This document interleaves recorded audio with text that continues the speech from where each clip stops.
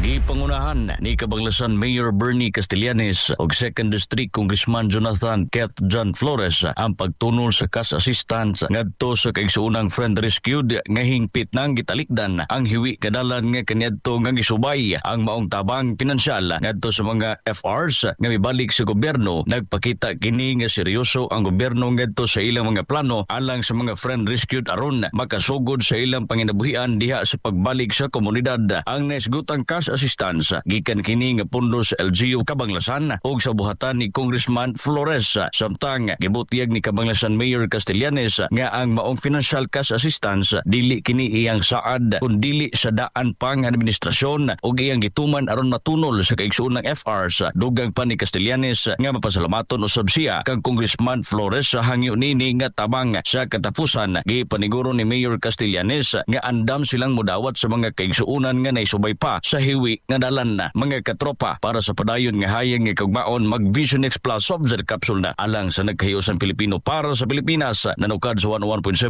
XFM Bukidnon, katropang Joe Bihok, XFM News. Exciting!